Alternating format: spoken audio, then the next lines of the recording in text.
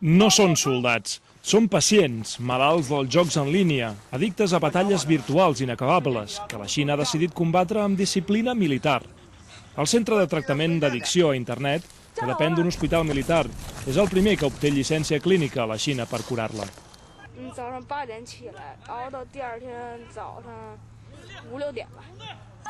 Obligats per uns pares desesperats pel fracàs escolar, el seu confinament en aquesta caserna durarà entre 1 i 3 mesos, segons cada cas.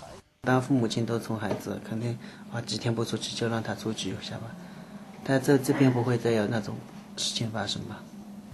是每天去玩，除了吃饭睡觉就玩，也不上学了。这个习惯也是慢慢建立起来，这是一个坏的习惯。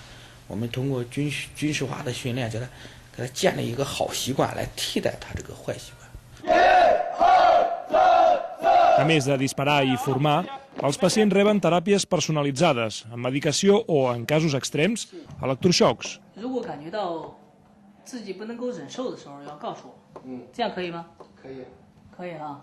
L'última llei per evitar l'abús dels jocs en línia obligarà els cibercafès xinesos a limitar-ne el temps de connexió a 5 hores per persona.